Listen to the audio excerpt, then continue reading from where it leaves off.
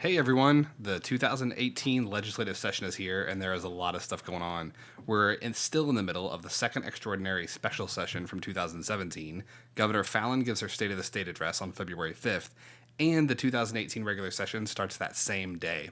Several state agencies don't have enough money to complete the fiscal year, our shortage of teachers is becoming a crisis, and the legislature seems as far from a solution now as they were a year ago. But there is some good news. Let's Fix This has a ton of ways that you can get involved and make your voice heard this year. We'd love to see you at any of our upcoming Capitol Days, where we can help connect you with your representatives so that you can let them know your thoughts on the most important issues that are facing you and your family. For the 2018 regular session, our Capitol Days will be held on February 22nd, March 28th, April 26th, and May 9th. We'll also be podcasting from the Capitol on February 5th for the State of the State address, and we'd love to see you there as well. It's the perfect time to hear the governor lay out her vision for Oklahoma in 2018. We'll definitely have more events put on the calendar this spring, including trainings, forums, and definitely a Capitol crawl or two. Make sure to listen every week so you know what's going on, and check us out online at letsfixthisok.org. You can also find us on Facebook and Twitter at Let's Fix This OK. Remember, decisions are made by those who show up, so we hope to see you there.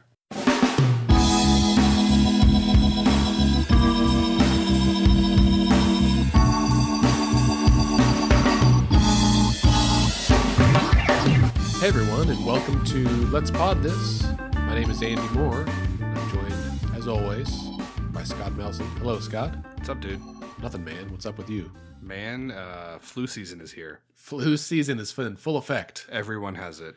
Everybody. I don't have it. Do you have it? Well, I've literally been sneezed on by patients with flu since 7:30 this morning and every other morning this week. We'll see how it goes. You stay behind that pop screen over there. That's what the pop screen's for. My sister and her family have had it. My parents both have it. I think that my kids and I may just do a camp out this weekend to avoid people. You can also take Tamiflu prophylactically. Interesting.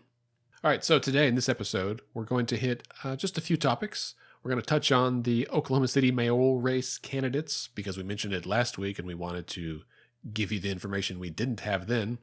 We're also going to touch on the Step Up Oklahoma Coalition that we mentioned last week. It's a group of business owners that have proposed some plans. We're going to give an update on that because that really has been, I think, the story of the week in Oklahoma politics. Absolutely. And then we'll wrap up at the end by discussing some of the voting numbers. So the voting registration numbers for 2018 were just released yesterday, and a few of our friends and colleagues were throwing around numbers online last night on Facebook.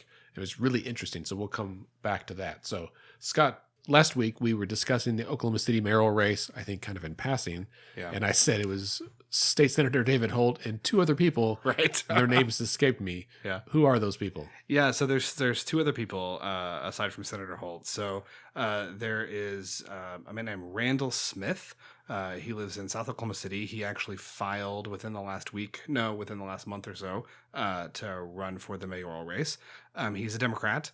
That is about all we know about him. He doesn't have a campaign website. He's not actively campaigning or raising money, is my understanding. Right. He is simply running and hoping to garner votes. Right. And again, the mayoral race in Oklahoma City and Tulsa is a nonpartisan race. Yes. But we know that Senator Holt is Republican because he's run as a Republican. Right. And I think based on Mr. Smith's previous activity, or maybe he self-identified as a Democrat. Yeah. So Randall Smith is running. And then the other candidate is a young woman named Taylor Neighbors. Miss Neighbors, she's 21. She's a student at OU studying piano performance. She is running on a platform of really trying to take Oklahoma City to the next level in terms of technology. I think blockchain, which is also part of cryptocurrency, if you're familiar with Bitcoin, Litecoin, these things. She, I think, is wanting to try and make that more a part of the economic life of the city and within city government. She's talking about using robots to help combat things like the opioid epidemic. There's a nice piece in the OU Daily, an interview with her, talking about some of the things that she hopes to accomplish. I've not met Miss Neighbors, and I admire her spirit. I don't know. I mean, I think if I'm handicapping this race, I have to say that Senator Holt is still the favorite. Right. I agree. I think he's still certainly the favorite and has the most name recognition. out there among the three candidates. The article that I read, I believe it was from the Gazette. I think Laura Estes over at the Gazette, and she said that, or in the article it said that that Randall Smith is not campaigning, but he wanted to put his name in there. I got a message or two from a colleague or a friend of Taylor Neighbors, kind of promoting her campaign. And yeah, hey, it takes some guts to be 21 and to run for mayor for a big city. Yeah, absolutely, absolutely. And like I said, I mean, just kind of reading about what her platform is. I mean, it just, in general, I certainly agree with the notion that I think Oklahoma City, we could be kind of setting our sights higher in terms of technology and making improvements to our city in terms of pedestrian access, public transportation, these sorts of things.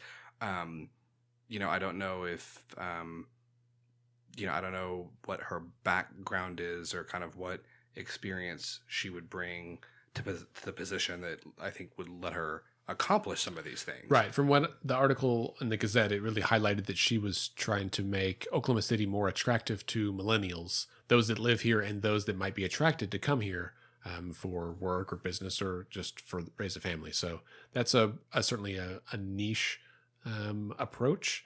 So that's something, right? She's got a platform. Yeah, absolutely. And I believe Mr. Smith is a Southsider. And it made me wonder, I know Mayor Cornett's been in office for 14 years. I'm pretty certain he's a Northsider. Senator Holt is a Northsider. I'm a Northsider. You're a Northsider. Mayor Humphreys is a Northsider. Yeah, so I've wondered if ever or how long it's been since we've had a Southsider mayor. I think Southside does not, I think we could all probably agree that Southside does not get the attention that it deserves or needs. Yeah, absolutely. Absolutely. So interesting. So again, this election is February the 19th, I believe. Yes. No, the 13th. The 13th. Day before Valentine's Day. Yes. The 19th was in my head because tomorrow is January 19th.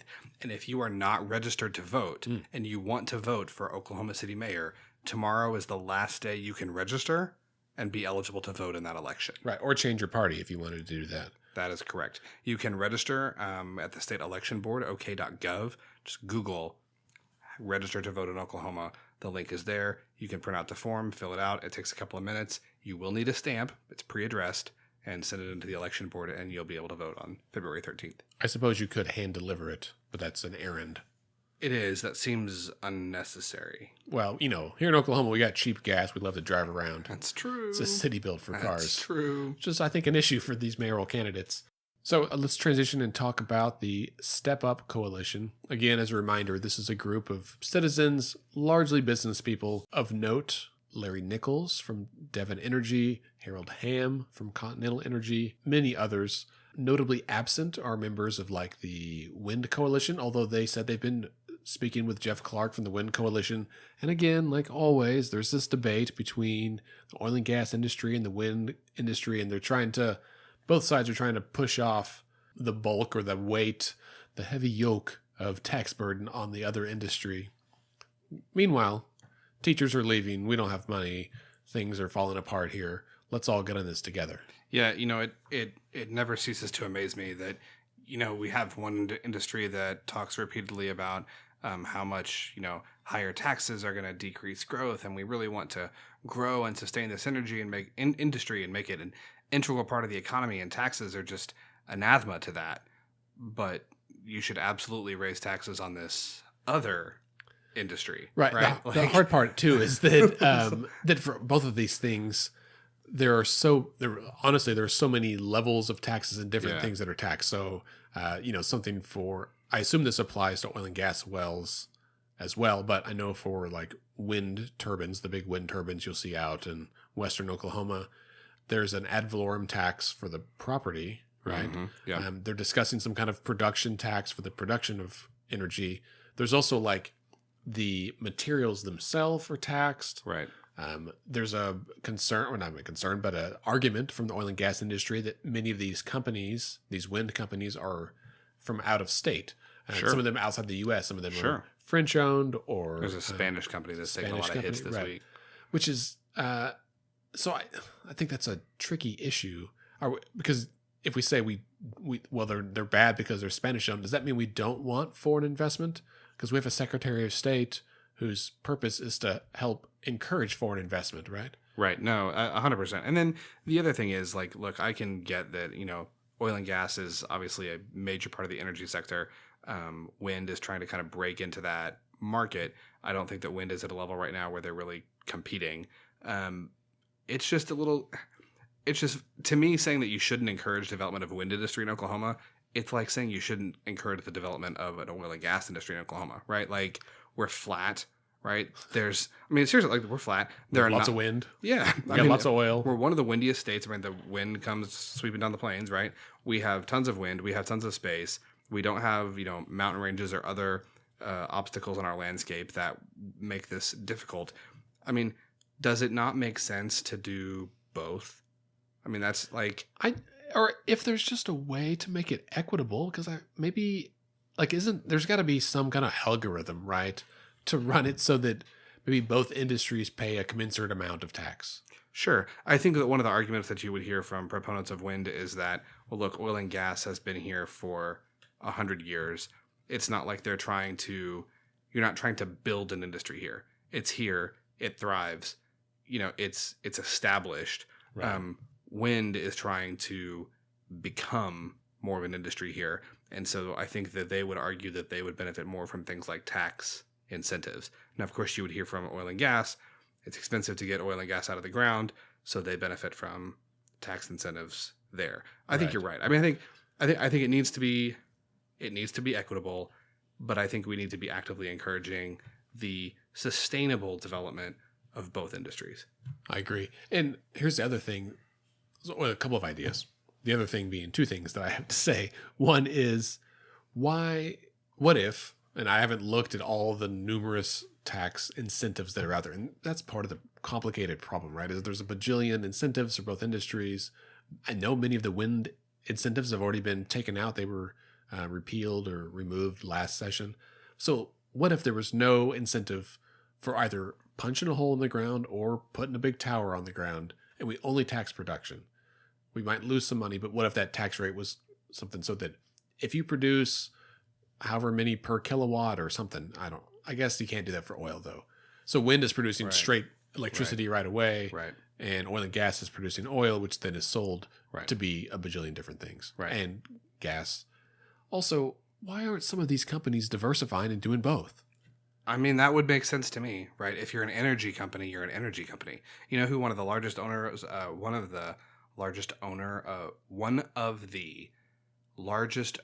wind farms in this part of the country is? Who? T. Boone Pickens. Oh, right. Yeah. Who's an oil and gas guy. Yeah. I mean, he's got a few plans out there, like he kind of knows something about energy. Yeah. But I think that also one of the energy companies, I think it used to be Devon and maybe now it's Continental or vice versa, is a huge customer of some of the wind companies or vice versa. Like they use each other's services is what I'm saying. And I think that there are some energy companies that are trying to, some oil and gas companies that are trying to be energy companies and break into the wind market. I just don't understand why more of them don't do it. Of note, yesterday, the Oklahoma Education Association, OEA, which is the trade group or the union for teachers, came out in support of the Step Up plan. Yeah, I found that really interesting. So Step Up plan calls for a $5,000 teacher pay raise, which of course OEA would be in favor of. But they also call for an increase in the gross production tax from 2% to 4%. That's the Step Up plan. That's the Step Up plan, right? Right. So there is a group, the Restore Oklahoma. They are trying to put an initiative on the ballot in the general election in 2018 in November that would increase the gross production tax from 2% to 7%. So an increase instead of from 2 to 4, from 2 to 7. The proceeds of that tax increase would go entirely to education. So it's interesting to me that the OEA is jumping on board with a plan that, yes, calls for a $5,000 teacher pay raise, but would, I think, potentially at least, ultimately result in less money, dedicated money for education, right, than the Restore Oklahoma plan that is trying to get on the ballot in November. Just to be clear, The Restore Oklahoma plan is the Democrats' budget proposal. Restore Oklahoma Now Incorporated is the small oil and gas producers, the OEPA, as opposed to the OIPA, who are members of the Step Up plan. Right. So sorry for the confusion there. Restore Oklahoma Now, Inc. is the political action committee of the Oklahoma Energy Producers Alliance, and they are funding a initiative petition to get a ballot measure in November that would raise gross production taxes from 2% to 7%. I guess I was going to say these groups should get a thesaurus and come up with some better names, Right. But I think a core tenet of both plans is they're trying to restore the gross production tax up to 7%. Right, which is traditionally where it's been, yeah. Sure. The reason this is interesting to me, this is the last point I'm going to make about this, is OEA commissioned a poll, and they released this poll last week. And it talks about a lot of things. It's a poll of likely voters. You can find it on the website. But it's interesting because 70% of likely voters say that they would vote to pass a ballot initiative that would raise the gross production tax from 2% to 7%. So, Andy, if you've got polling data that says 70% of voters would vote to increase from 2 to 7, why do you jump on board with a measure that increases from 2 to 4? That's a great question. If I'm OEA, that's because my job is OEA. If I was with OEA, the job is to try to get a pay raise, right? I mean, this is the same reason that Stand for Children, a nationwide education advocacy group, is pulling out of Oklahoma after 5 years and millions of dollars, is because they've put a bunch of money into this effort to give teachers a pay raise, and it hasn't gone anywhere, right? Yeah. The issue in both of these plans is that we have to raise taxes. And either the legislature needs to do it, which is the Step Up suggestion, is the legislature, hey, you guys do this, or it's a vote of the people. Right. And the hard part, I think, for this plan is that they're still at 71 votes. They need 76 votes. And what happened in this past special session and the regular session is that a bunch of Republicans put up yes votes for tax increases, and it didn't pass, which means they are recorded as voting for a tax increase, and they got nothing to show for it. Right. And it doesn't help that their standard bearer, and well, I shouldn't say he's the standard bearer. He hadn't won the primary yet, but Lieutenant Governor Lamb, who is, I think, probably still considered the front runner. No. I'm going to interrupt you. Did you see the Sooner poll this week? Mick Cornett was Is he leading? Leading Republican, yeah. Interesting. Lamb was second. And then on the Democrat side, as we expected, Drew Edmondson was leading Connie Johnson. But none of them, on like the undecideds on both sides, were pretty high. So, Sure. Sorry to interrupt. No, Yes. no. That's good. Todd Lamb. He came out last night and said, shockingly, I'm against taxes. Right. Always and forever. Right. And there's a decent contingent of Oklahomans that are always opposed to taxes. Hey, something to be said for sticking to your guns. Which is, going to be, I think, the hiccup for Step Up Oklahoma, right? I mean, and I think it is, I should make the point that the Restore Oklahoma Now plan, all the money that would raise would come from an increase in the gross production tax from 2 to 7. The Step Up Oklahoma plan would raise almost $800 million, like about $800 million, give or take, through 7 different new taxes. The tobacco tax, which we've talked about ad nauseum, a gross production tax on oil and natural gas, increasing it from 2 to 4%, a motor fuel tax, tax on wind power generation, by repealing some refundable income tax credits that are in place right now, new taxes on the gaming industry, and then increasing personal income taxes. Mm-hmm. I honestly, looking at that list, I don't even know if the gross production tax increase going from 2 to 4 there would be the hardest vote for some of the Republicans. The income tax. It's the income taxes. I don't know how you get 75 votes in the legislature to increase income taxes. And that's why when they proposed this plan, they said it's a package deal. You got to do it all. If you pull out any one piece, the rest of it falls apart, because they don't want to put up money if there's not some other way. Right. But the interesting point about that is saying that it's a package deal. Constitutionally in Oklahoma, right, you can't do package deals, right? Like this, if they're going to try to do this, that's the other thing. I think it'd be much more politically palatable if you could write a bill that did all of this at once. Right. That's why at the federal level you can do that. You can Right. you can add in this fat what's it called? Pork. Right. Like the so-called earmarks, right? Right. But you can't do that here, right? So if you're a Republican who kind of philosophically is against taxes anyway, and you're from a very conservative district where your constituents don't want to see taxes increase, in order to make this work, you're going to have to vote not once, not twice, but 7 times to increase taxes. Right. And that assumes that each one of these measures passed on the first vote, which is Right. not at all a guarantee. Right. Or they try to do some kind of omnibus budget bill at the end, and you can have multiple issues in a budget bill.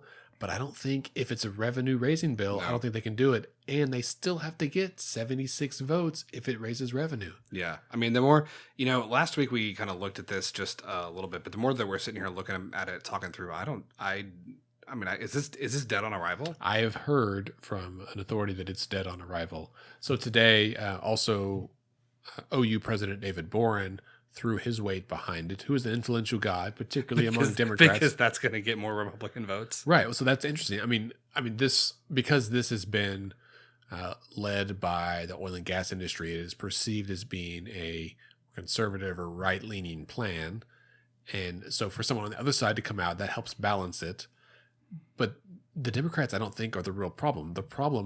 They are a problem, but the real problem are the staunch conservatives, the Republican Platform Caucus in the Oklahoma House, who will not vote for a tax increase. Really, under any circumstances. Right. You could tax sin itself, and I think they would still oppose it. Mm-hmm. And right now we've had obviously a few special elections. What's the current breakdown right now? Membership in the House? Man, I've lost count, to be honest. Right. Because it was 20. Was 26? Maybe. Wasn't it? I thought it was 26. So many special elections. I'm really honestly waiting for next week to kind of end, and as we go into the state of the state, to get a new roster and to really fair enough. remember that stuff. So we'll just cut that part out. Okay. Yeah. The other question I think that has arisen is that since OEA came out in favor of this, what about the other large trade group, and that is OPEA, the Oklahoma Public Employees Association, which is the trade group or union for the public employees. So that includes DHS, Health Department, DMH, Department of Corrections, and all the other state employees that are out there, thousands of state employees, many of whom haven't had a raise in 8 or 10 years. And this plan does not include them. It doesn't include a pay raise for them. It's just for teachers. Yeah. And to be clear, teachers need a pay raise. Public employees need a pay raise. There's a lot of folks that haven't had a pay raise at all. And so they initially were opposed to the step-up plan. I'm curious to see, now that OEA is out there, if they start to come around. I think my hunch is they will continue to push to say, we support this, we support our teacher friends getting pay raises, but we think we should be included as well. Like, where's our donuts?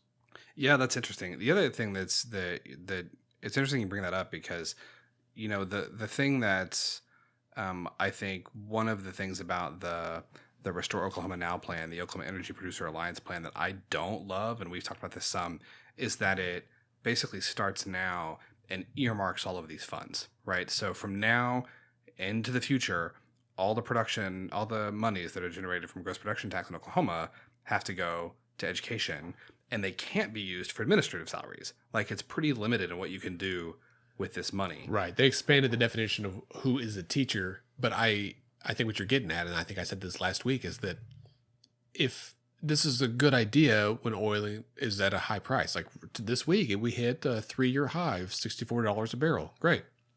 What happens if oil drops to $32 a barrel? Like, Sure. Have we not learned year after year that this is a cyclical industry and that we will live by it, we will die by it?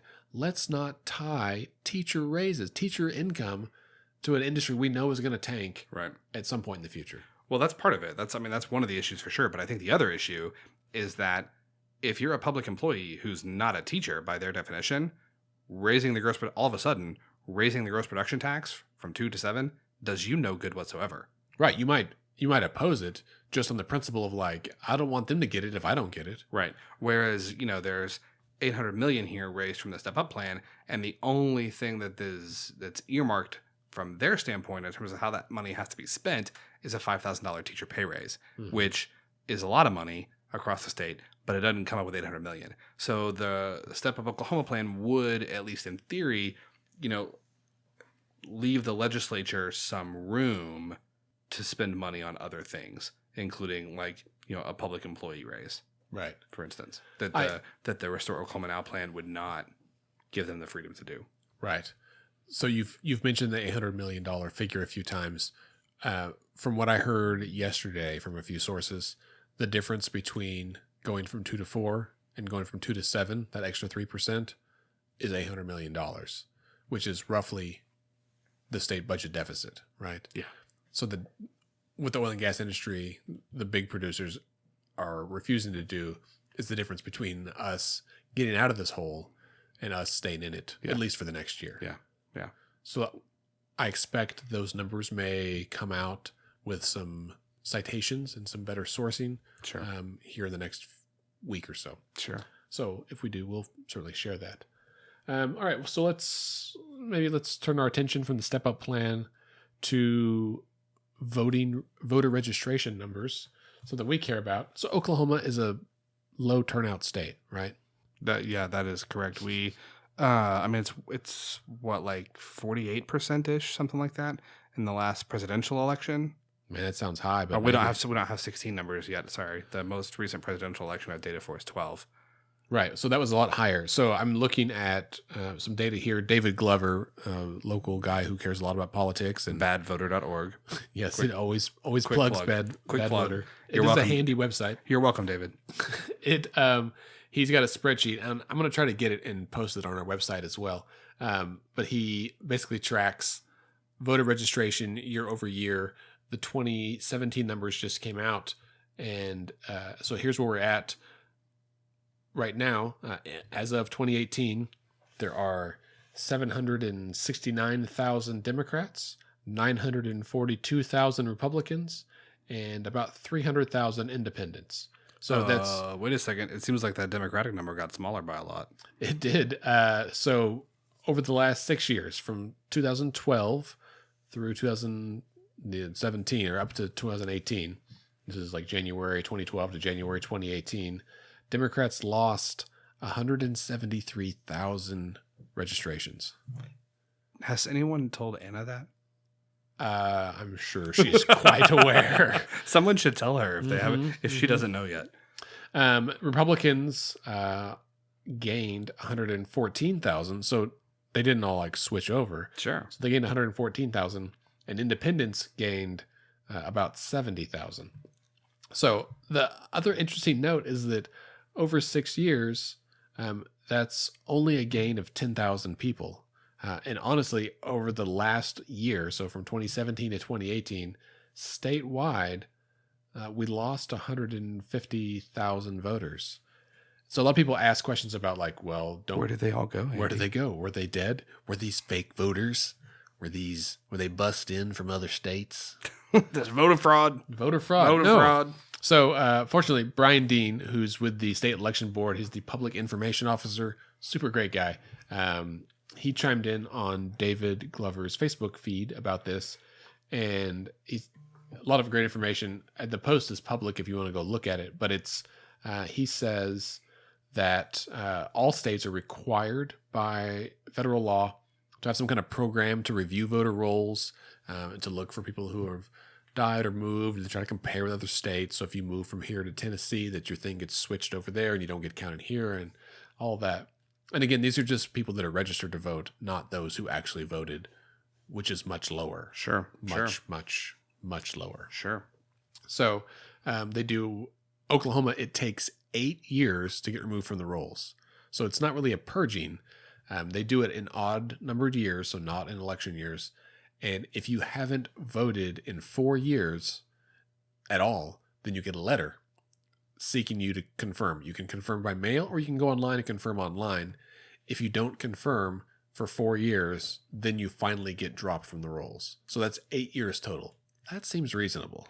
Yeah, I mean, I think that you have to do something to try and keep these, up to date as much as possible for a whole bunch of reasons. Right. And yeah, I mean, if someone hasn't voted in 8 years, one, shame on them, and two, that's I think reasonable to let them fall off. Right. And not even not voted. They didn't confirm. You could not vote and still confirm Sure. unregistered. Sure. If you have questions, if you're confirmed or not, you can go to the state election board. Just Google Oklahoma State Election Board. There's a voter confirmation tool. That's really handy. So do that. Also interesting, as folks are curious with this, what the affiliation change by party looks like. So over the last year, from January 15th of 2017 to January 15th of 2018, there were 1,500 Democrats who became Republicans, and there were 3,900 Republicans who became Democrats. Whoa, that's skewed. So almost more than 2 to 1 of Republicans that are switching to the Democrats. I would imagine that has got to be in response to the last presidential election. I think a lot of Republicans were upset with how that went down, and they switched over. Yeah, and I think there's a lot that even if they were okay with the result of the election, they have not been okay with, a lot of things coming out of Washington for the last 12 months. Right. There were about 1,000 Democrats who switched to independent, about 1,300 Republicans who switched to independent, but there were way more on both parties independents who aligned with one party or the other. About 1,500 independents became Democrats, and another 1,500 became Republicans. That's interesting. I would have expected the opposite. Right. I wonder if that also was because this is the whole last year, if it had to do with so they could vote in primaries. Yeah. Because in Oklahoma, independents can vote in Democratic primaries. Democrats obviously can vote in Democratic primaries, but only registered Republicans can vote in Republican primaries. Right. Do you know the third party that's recognized in Oklahoma? There's only 3 recognized. Independent is non-party. I do not. Libertarians. Well, I should have known that. They are smaller in all categories, but still there. So pretty interesting. On new registrations by party for this last 1 year, about 18,000 new Democrats, 29,000 new Republicans, 23,000 new independents. These are new registrations. Interesting. So there's more new independents than there were new Democrats, which is, I think that's just fascinating. Yeah. And I think we see that out on the streets, that there's a lot of people who really are just frustrated with the 2-party system, and they kind of want to opt out, and they switch to independent, and then they get pissed that they can't vote in Republican primaries. Right. Well, and the growth of independence as kind of a political voice has been a trend nationally. But it's interesting. We always hear that. Like, we hear that it's a trend nationally. And I mean, we've heard for at least, certainly in 2016, and we heard some in 2012 too, that, okay, well, this is going to be the year for a third party candidate. This is going to be the year for a third party candidate. It's just interesting to me because I think we hear this as a trend, like the growth of independence as a political voice, but it doesn't seem to be happening electorally. Right. Right. Like, there's not like a big block of independents in the House of Representatives, right, at the state level or the federal level. There's one independent seminary. There's 2 independent Senate in the Senate. There's one from Angus King from Maine is an independent, and then Bernie Sanders, right, is an independent, right, who both of whom caucus with Democrats. Right. I would like to see an independent who caucuses with Republicans, just to see it, because I don't know I've ever heard of that. I'm sure they exist. This is not my own research or analysis, but I have seen some research and analysis that suggests in the next Congress you might. Interesting. Susan Collins of Maine or Lisa Murkowski of Alaska. It's so funny because I mean, those are 2 like the far corners of the U.S., right? Like, yeah. I want to see it here. I want like a Kansan or an Oklahoman to be like an independent, just to be like, you know what, you guys have gone a bridge too far on both sides. I'm going to hang in the middle. I'm going to lean a little bit your direction. I'll come with you and just see how it goes. Yeah, I think like that'd be fascinating, but I don't know how likely that is. Maybe an independent caucus altogether. Wouldn't that be nice? A third group, a different way to think about things that isn't one extreme or the other. Sure. So today is Thursday, the 18th. Today is the deadline to file bills for the Oklahoma legislature for the regular session here in 2018. So by next week, we should have a good grasp on what kind of interesting stuff has been filed. Going into today, only about 200 bills have been filed. That will change. Typically, in an usual session, there's about 1,000 to 2,000 bills that are filed. There's still 2,000 bills that have been held over from last session that are eligible to be acted upon this session. Fun times. So some of And these... when I say last session, I don't mean the current extraordinary session. I don't mean the preceding extraordinary session. I mean regular session last spring. Right. So this will be fun. So next week, that'll probably be our focus, as we will look at the plethora of bills that are filed. We'll highlight the good ones and the bad ones, because, man, there's always some interesting, entertaining, intriguing, compelling, terrifying stuff that's filed. I think that yes, that is accurate. I will, on just as a teaser, because it relates to the topic of voter registration, Representative Mickey Dollins from Oklahoma City filed a bill this session about automatic voter registration. And a lot of people have asked why we don't have this. And it's basically a bill that will automatically register residents to vote who are eligible at the time that they apply for, renew, or replace a driver's license, a state ID card, or any kind of permit. Additionally, it automatically pre-registers those under the age of 18 who are getting their driver's license. So if you were 16, you get your license, it kind of pre-registers you. So when you turn 18, it rolls over. It turns us into an opt-out system instead of an opt-in system, Which makes a lot of sense. I totally agree. You don't get to opt in to the selective service. Right. All right. Well, that brings us to the end of this episode. Scott, thanks for joining me. Hey, man. Always a pleasure. Remember, you can connect with us on Facebook, Twitter, and Instagram. We are at Let's Fix This OK. If you'd like to find Scott on Twitter, he's at SCMelson. I am at AndyOKC. And our website is letsfixthisok.org. And on there, you can sign up for our newsletter, read our blog, find resources, handouts you can use when you visit the Capitol, and details about upcoming events. Our podcast is edited and produced by Scott and me, and Let's Fix This is a member of the Mostly Harmless Media Network. Our theme music is generously provided by local heroes, the Sugar Free All-Stars. Let's Fix This is a nonpartisan, nonprofit organization who strives to educate and equip all Oklahomans to engage with their government. We encourage you to get involved in any way that you can. And remember, decisions are made by those who should.